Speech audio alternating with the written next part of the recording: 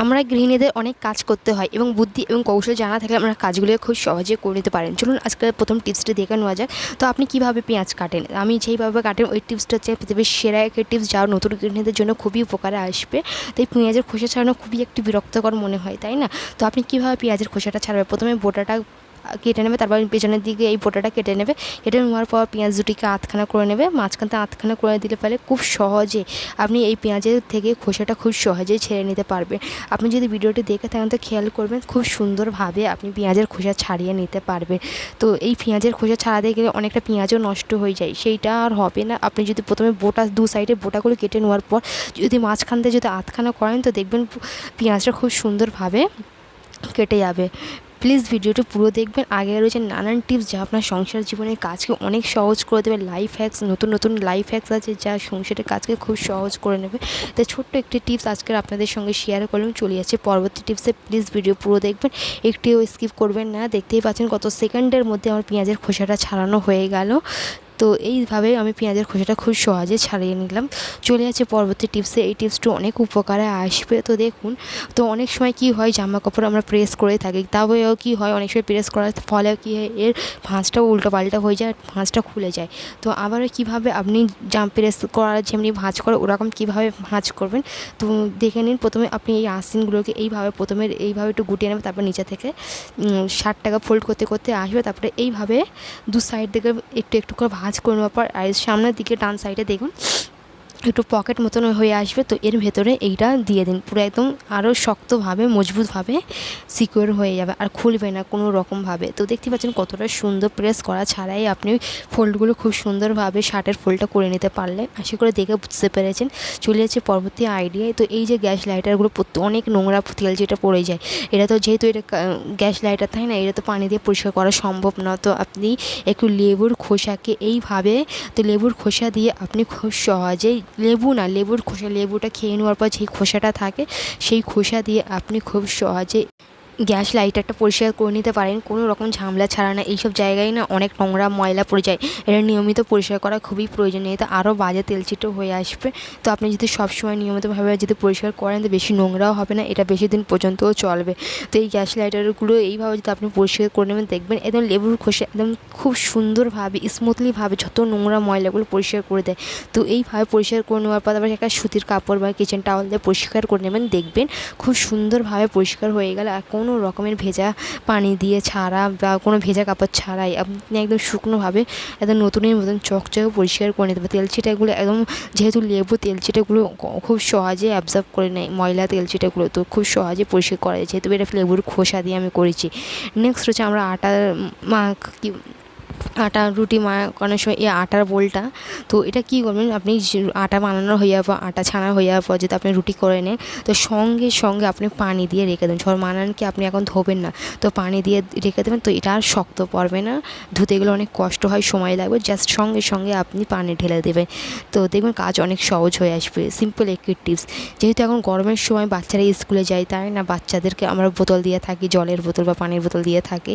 তো ওই সবসময় এয়ার টাইট হয় না, ওরা ব্যাগে করে নিয়ে যায় বোতলটা। তো কি হয়, বোতলে যদি ঠিক মতো না যদি মোড়া থাকে, যদি এয়ারটাইট না হয় তো পানি পড়ে যায়, ফলে বাচ্চাদের ব্যাগ বা ব্যাগের বই খাতা আরও নানান অন্যান্য জিনিস সব ভিজে যায়, অনেক সমস্যায় পড়তে হয়। তো আপনি বাচ্চাদেরকে যেরকমই বোতল দেখ না কেন, তো বোতলের মুখটাকে তো এইভাবে একটু কোনো একটি পলিথিন দিয়ে এইভাবে তারপরে মুড়ে দেবে। তো এতেভাবে কী হবে, যদি কোনো রকমভাবে আর পানি পড়বে না, যতই ভালো বোতল হোক কিংবা নর্মাল বোতল হোক নাই কেন, আপনি এইভাবে আপনি বোতলটা পেঁচিয়ে দেবেন, দেখুন একদম এয়ারটাইট হয়ে আসবে, কোনো রকমভাবে পানি পড়বে না। পানি পড়ে যে বই খাতাও নষ্ট হয়, সেই সমস্যায় বাচ্চারা ভুগেন, সেটাও হবে না। বাচ্চাদের পানি দেওয়ার সময় এই টিপসটা অবশ্যই অ্যাপ্লাই করবেন। চলে আসে পরবর্তী টিপসে। তো দেখুন গ্যাসের এই বার্নারটা এতটা নোংরা হয়ে গেছে তা বলার না। তো এটা যেহেতু রান্না তেল যেটা ময়লা নোংরা যেহেতু পড়ে থাকে, তো এটা পরিষ্কার করতেও অনেক কষ্টকর। হাতের যেহেতু আমরা আঙুল দিয়ে ঘষি, তো আমাদের স্ক্র্যাচ ব্রাইটের সাথে আমাদের হাতে আঙুলে লেগে যায়। তো আপনি আজকে এমন একটি টিপস শেয়ার করবো, খুব সহজে এই গ্যাস বার্নারগুলো একদম নতুনের মতন চকচক করে নিতে পারে। দেখতে পাচ্ছেন একদম এর স্টিলের ভাবটা একদম নেই, নোংরা হয়ে গেছে। তো আমি এখানে জাস্ট একটু কোলগেট নিয়েছি, কোলগেট দিয়ে আমি খুব সহজে পরিষ্কার করে থাকবো। তো এখানে আমি একটু টুথব্রাশ নিয়েছি, পুরনো নষ্ট টুথব্রাশ যা আমার ইউজে আসে না, কিংবা একটা কিচেনের জন্য টুথব্রাশ রাখতে পারেন। তো এটা আমি কিচেনের জন্য আমার টুথব্রাশ। তো আমি এইভাবে এই গ্যাসের বার্নারগুলো যদি আমুল দিয়ে যদি আমরা পরিষ্কার করতে যাই তো আমাদের আঙুলটা এই জায়গাটায় আসতে চায় না, নিচেটায় যেতে চায় না, ফলে কী হয় আমাদের আঙুলে অনেকটা লাগে। তো আপনি এই টিপসটা অবশ্যই অ্যাপ্লাই করবেন গ্যাস বার্নার পরিষ্কার করার জন্য। তো আমি খুব সহজে এটা যদি আপনি খানিকক্ষণ যদি লাগিয়ে রেখে দেন তো দেখবেন তো খুব সুন্দরভাবে পরিষ্কার হয়ে আসবে, কোনো রকম ঝামেলা ছাড়াই একদম নতুনের মতন ঝকঝকে করবে। তো এইভাবে খুব সহজে এই বার্নারে এই নিচের এই অংশগুলো যেখানটা আমাদের হাত বা আঙুল পৌঁছায় না, এই জায়গাটা আপনি ব্রাশ দিয়ে খুব সুন্দরভাবে পরিষ্কার করে নিতে পারে। যাতে এই রকমের বার্নার আছেন তারা ভালোভাবেই বোঝেন যে কতটা কষ্টকর এই বার্নারগুলো পরিষ্কার করতে গেলে। তবে চকচকে রাখতে হবে, বেশি দিন পরিষ্কার না করলে এটা আরও বাজে অবস্থা হয়ে যাবে, নোংরা ময়লা পড়ে যাবে, ফলে দেখতেও খারাপ লাগবে, খুবই বাজে লাগবে দেখতে।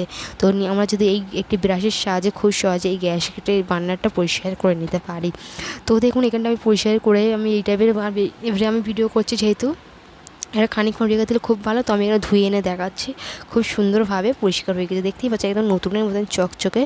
তো আপনি দেখেই বুঝতেই পারছেন কতটা সুন্দরভাবে পরিষ্কার হয়েছে। চলে যাচ্ছে পরবর্তী টিপসে। তো এই যে আটা চালনার যে এই চালনাগুলো হয় না, ছালনা কি বলেন জানি না, তো এইগুলো দেখুন আমার এর উপর মশলা পরে এটা অনেকটা নোংরা হয়ে গেছে, আর কিংবা অনেকেরও এই আটা চালনাগুলো অনেকে নোংরা হয়ে যায়, তাই না? এইটা পরিষ্কার করতে গেলে এই নেটটা ছিঁড়ে যাবে। তো আজকে এমন একটা টিপস শেয়ার করবো যা আপনারা ছিঁড়েও যাবে না, যেরকম এরকম স্কচ ব্রাইটের সাহায্যে খুব সহজে পরিষ্কার করা তো যায়, তবে এটা ছিঁড়ে যাবে এবং এর তারটা লেগে ছিঁড়ে তো যাবেই। তো আজকে সিম্পল একটি টিপস, খুবই সুন্দর একটি টিপস শেয়ার করব, সবাই এই আশা করি টিপসটি সবের খুবই কাজে আসবে। তো দেখুন আমি এখানটায় বড় একটা নিচে একটা প্লেট নেবেন। তো আমি এখানটা ননস্টিকের পুরোনো তাওয়া নিয়েছি। তো আপনার যে কোনো একটা বাসন বা থালা রেখে তো তারপরে একটু পানি দিয়ে দেবেন, তারপরে এই চালনাটা দিয়ে দেবেন, আর নর্মাল যেই ডিশওয়াশার যা ইউজ করেন ওই দিয়ে দেবে, দিয়ে খানিকক্ষণ কমসে কম আধ ঘন্টা মতন বা আপনার হাতে যেরকম সময় দেয় সেই অনুযায়ী রেখে দেবে। তো এটা আমি একটু লগুড়ে দেবো, ভালো করে লগুড়ে দেওয়ার পর রেখে দিতে হবে, যেহেতু যত ভেতরে ময়লাগুলো আছে টেনে বার হয়ে আসবে। তো এইখানে আমার একটু পুরোনো ব্রাশের সাহায্যে পরিষ্কার করে নেওয়া যাবে খুব সুন্দরভাবে। তো আপনাদের সামনে দেখাবো যে এই নোংরা ময়লা জানলাটা কত সুন্দরভাবে পরিষ্কার হয়েছে। এটা একদম সিম্পল একটি টিপস, অবশ্যই এই টিপসটি জানলা পরিষ্কার করার জন্য এই টিপসটা অবশ্যই অ্যাপ্লাই করবেন। তো এইভাবে ভালো করে আমি লগুড়ে নিচ্ছি, এতে করে কোন ব্রাশ যেহেতু টুথব্রাশ এগুলো কী হয় এর দাঁতগুলো অতটা ধার হয় না, যে কোনো রকম ছিঁড়বে না। তো এখানটা আমি ভিডিও করছি তো ধুয়ে এনে দেখাচ্ছি কতটা সুন্দরভাবে পরিষ্কার হয়েছে। তো দেখুন আপনি যদি খানিকক্ষণ রেখে দেন তারও সুন্দরভাবে পরিষ্কার হয়ে আসবে। তো দেখতেই পাচ্ছেন কতটা সুন্দর পরিষ্কার হয়ে গেছে। তো এগুলো হলুদের দাগ, তো এটা যদি আরও খানিকক্ষণ রেখে দিতাম তো আরও সুন্দরভাবে পরিষ্কার হয়ে যেত। এই জানলা পরিষ্কারের টিপসটি অবশ্যই অ্যাপ্লাই করবে, এই টিপসটা অনেকটা কার্যকর টিপস। চলে যাচ্ছে পরবর্তী টিপসে, যা এটাও অনেক উপকারে আসবে। তো দেখুন আমাদের প্রত্যেকের এই রুটি বেঁচে যাওয়ার সম্ভব যেটা তো আছে, তাই না? সকালে রুটি বেঁচে যায় আর এই রুটিগুলো আর কেউ খেতে চায় না, যেহেতু এটা একদম বাজে হয়ে যায়, খেতেও একদম পছন্দ করে না।